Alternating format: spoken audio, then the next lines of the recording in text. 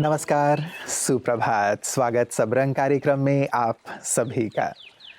मित्रों, ज़िंदगी में हम सभी खुशी चाहते हैं, कोई भी गमगीन नहीं रहना चाहता। कल हमने अंत भी इसी बात से किया था कि किसी भी वजह को अपनी खुशी की वजह न बनाएं, बल्कि खुशी को अंदर से उत्पन्न होने दें।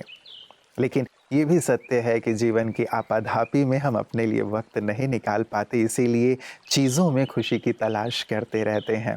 और किसी ने कहा है कि ज़िंदगी कभी हँसाती है, कभी रुलाती है, पर जो हर हाल में खुश रहते हैं, ज़िंदगी उनके आगे सर झुकाती है। क्यों ना हम खुश रहने को अपनी एक आदत बना लें, क्योंकि हार करके भी कभी जब हम मुस्कुराते हैं, तो जो जीतने वाला है और अन्य लोग हैं जो हमें देखते हैं, वो भी हमारे सामने सिर ज़रूर झुकाते हैं और ये जानना चाहते हैं कि आखिर हर परिस्थिति में आप खुश कैसे रह लेते हैं। बहुत बड़ी कला है मित्रों, प्रसन्न रहना और दूसरों को भी प्रसन्न करना।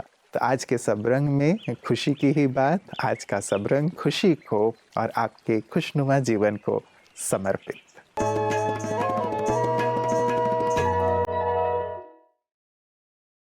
जिंदगी खुशनुमा बनती है खुश रहने से। एक छोटे से बच्चे की किलकारी और एक फूल की खुशबू, दोनों में क्या समानता है? दोनों ही बेहद खुशी प्रदान करने वाली आकर्षणीय घटनाएं हैं। ऐसे ही खुशी एक खास अनुभूति है, एक फुहार है उस सकारात्मक ऊर्जा की जो हर एक मनुष्य की अंदरूनी जरूरत है। ये एहसास इतना चित्ताकर्षक है कि हर एक व्यक्ति की ख्वाहिश है कि वो हमेशा खुश रहे, हमेशा इस नशे में झूमता रहे, सदा प्रसन्न चित रहे। चुंबक भी उसी को खींचता है जो खींच को महसूस कर उसकी तरफ अपना कदम बढ़ाए। तो जिंदगी में ऊंची नीची परिस्थितियों में जब हम अपनी चमक, अपनी खुशी और अपना उमंग बनाए रखते हैं, तो जैसे हम एक ऊर्जा का वितरण करते हैं जो हमारी तरफ से और भी खुशी की तरंगों को न्योता देती है और उदासी को दूर रखती है। जैसे आप सभी जानते हैं, खुशी बांटने से बढ़ती है। तो आज से ये ठान लीजिए कि सदैव खुश रहेंगे, क्योंकि खुशी में रहने से खुशी आपकी अपनी बन जाती है।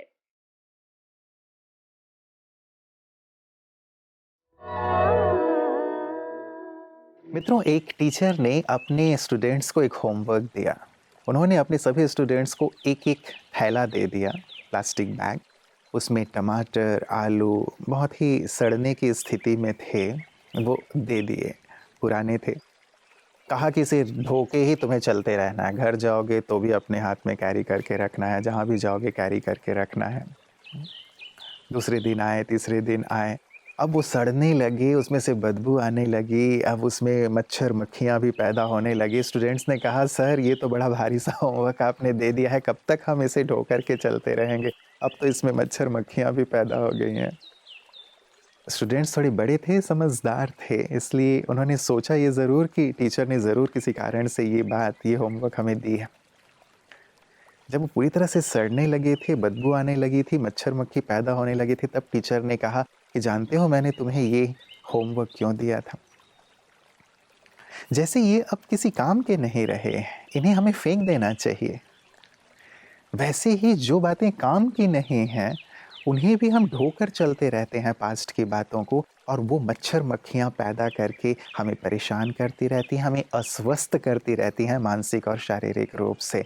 इसीलिए मैंने ये होमवर्क तुम्हें दिया था। बहुत पते की बात है मित्रों। यदि पास्ट की ऐसी बातें जो काम की नहीं हैं, सड़ गई हैं, गल गई हैं, उन्हें भी हम ढोकर चलते रहेंगे, तो मच्छर मक्खी ही पैदा होंगे, हमें अस्वस्थ करेंगे। इसीलिए फॉरगिव एंड फॉरगेट एक बहुत सुंदर सा मंत्र हमारे बड़ों ने हमें दिया है। इसे अपने जीवन में लाएं और मानसिक और शारीरिक स्वास्थ्य की ओर बढ़ें। ओम शांति फ्रेंड्स। दोस्तों, एक कंडीशन आपने सुनी होगी, पेरिफेरल न्यूरोपैथी।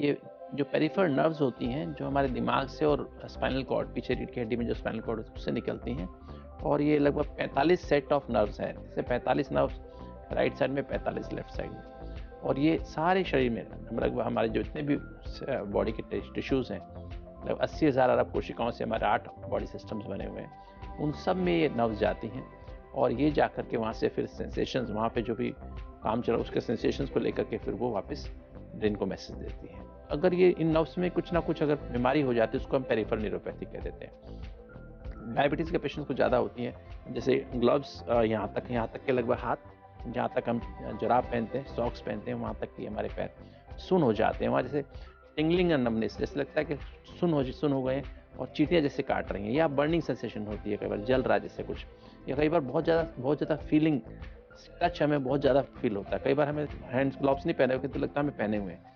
कई बार इतना ऐसा लगता है कि हम गद्दे पे पैर रख के चल रहे हैं, हालांकि गद्दे पे पैर हमारा नहीं होता है। चप्पलें पहनने में हमें तकलीफ हो सकती है दोस्तों, स्वेलिंग आनी शुरू हो सकती है। तो ये सब सिम्टम्स होते हैं डायबिटीज़ में या किसी तरह की न्यूरोपैथी में। जैसे कई बार इंजरीज की वजह से होती है, कई बार टॉक्सिन्स जैसे लेड, और इससे हमारी कई बार कीमोथेरेपी हम लेते हैं कैंसर के लिए, उसका असर भी हमारी नर्व्स पे पड़ता है। तो ऐसे बहुत सारे कारण हो सकते हैं। कई बार हमें जैसे ऑटो इम्यून डिजीज हो जाती हैं, गिलन बारे सिंड्रोम, एक उसमें नर्व्स इन्वॉल्व हो जाती हैं।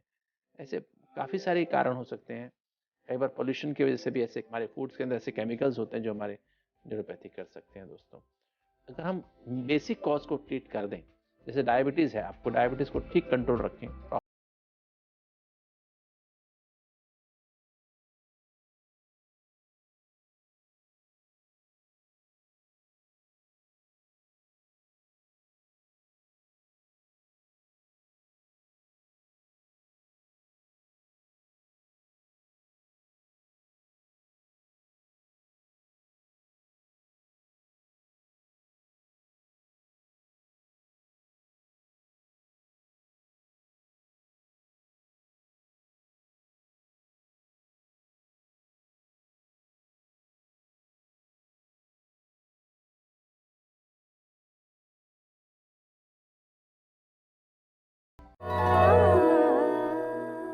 मित्रों, एक और टीचर ने अपने स्टूडेंट्स को एक होमवर्क दिया।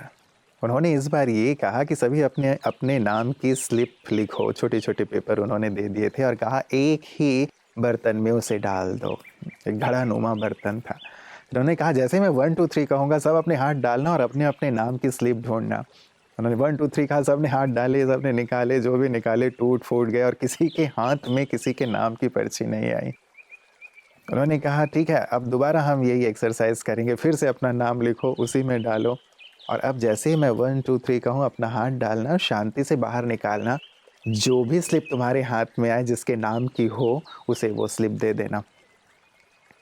दूसरी बार जब ये किया गया, बहुत शांति से सबने अपने अपने हाथ में आए हुए स्लिप को दूसरे को दे दिया और जल्दी ही सभी के हाथों में उनके नाम की स्लिप थे। 1 मिनट में काम हो गया और पहले वो 10 मिनट तक खंगालते रहे, कुछ भी नहीं हो पाया। टीचर ने एक बात कही कि जब हम केवल अपने लिए सोचते हैं तो हम खुश नहीं रह पाते, जब औरों के लिए सोचते हैं तभी हम खुश रहते हैं। इसीलिए किसी ने कहा है कि ज़िंदगी गुजर गई खुशी की तलाश में, अंत में जाकर पता चला कि खुश तो वो थे जो खुशी बांट रहे थे। हमारे विशिष्ट जन भी ऐसे ही हैं मित्रों, जो अपने जीवन के अनुभव को बांट रहे हैं, अपनी खुशी को बांट रहे हैं, अपने जीवन में प्राप्त जो नुस्खे हैं सफलता के उन्हें बांट रहे हैं, जिन्हें रोज़ हम प्राप्त करते हैं विशिष्ट जन की बातें विशेष में। Difficulty starts from growing of a child. Yes.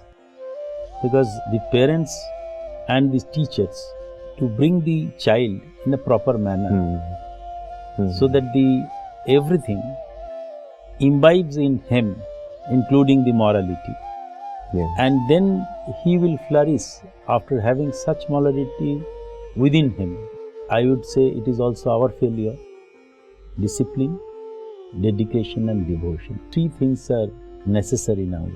Deterioration will come if you don't have any devotion, dedication and discipline in the. If you have in your life those 3, then there is no dearth of getting success. Meditation is a step to make you stress free, which I also do, I follow. I won't say that I can meditate at any point of time, but there is a time when I usually try to do that, and stressfulness, according to me, will be much less if I perform that every day. Yes. I have already visited your many quarters now, Okay.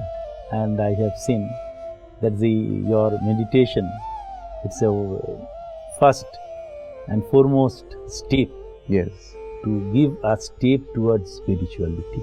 I would say that it is the key of spirituality which is being shown in this organization to make happy to everyone and to lead a life without any stress.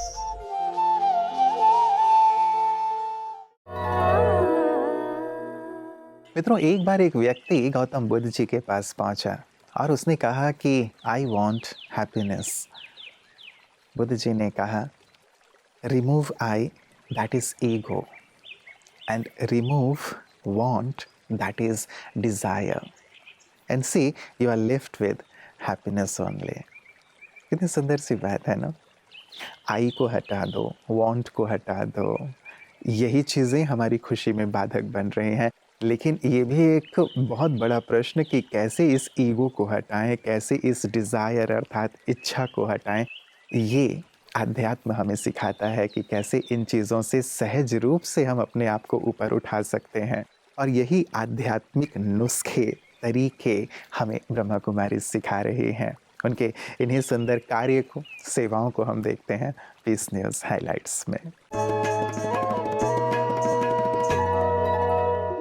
Jaipur के राजा park में ब्रह्मा कुमारीज की ओर से बच्चों के लिए summer camp और pink city music academy के द्वारा संगीत के साथ परमात्मा मिलन विषय को लेकर प्रभु प्रेम और संगीत संध्या का आयोजन किया गया। कार्यक्रम में मुख्य अतिथि के रूप में मुंबई और राजस्थान के कलाकार सुखीराम मंडा जी एवं चुन्नी जयपुरी महमूद बेगम जी, फेमस राजस्थानी गायिका कोमल कंबर अमरावती, मंगलम ग्रुप के interior designer director Amrita Gupta ji, BJP अध्यक्ष Rajasthan Bhanwar Lal Bhati, all India journalist महामंत्री दीपक जी, पार्षद Swati Parnami ji, branch head Aditya Birla, Sun Life insurance Mukesh Bagri ji, assistant professor and NSS programme officer Sudhir Verma और जयपुर सब जोन इंचार्ज बीके पूनम दीदी एवं शहर के अन्य गणमान्य अतिथि कार्यक्रम में उपस्थित रहे। आगे कार्यक्रम में दीप प्रज्वलन के पश्चात पूनम दीदी जी ने संगीत के माध्यम से उसका आध्यात्मिक रहस्य बताते हुए कैसे हम परमात्मा में, उसकी स्मृति में उसके प्यार का अनुभव कर सकते हैं, यह भी विस्तार से बताया। कार्यक्रम के अंत में दी सभा में उपस्थित गणमान्य अतिथियों का शॉल एवं सभी को पौधे देकर उनका सम्मान किया। किसी महापुरुष ने इसे बहुत ही सरल शब्दों में डिफाइन किया है कि स्पिरिचुअलिटी क्या है। आध्यात्म अर्थात शुक्राना, मुस्कुराना और किसी का दिल ना दुखाना। बहुत ही प्यारी सी बात है, इस पर ज़रूर विचार कीजिएगा। शुक्राना ईश्वर का हम करते रहें जो उसने दिया है हमें, और शुक्राना करते हुए मुस्कुराते रहें, मुस्कान बांटते रहें, और किसी का भी, चाहे वो जीव जंतु हैं या मनुष्य हैं, दिल ना दुखाएं। यदि हम ये तीनों बातें कर लेते हैं, यही वास्तव में आध्यात्म का सार है, और ये करने से हम सदा खुश रहते हैं और दूसरों को भी खुशी बांटते हैं। तो खुश रहिएगा, खुशी बांटते रहिएगा। कल इसी वक्त खुशी खुशी आप सबसे मुलाकात होगी। नमस्कार, ओम शांति।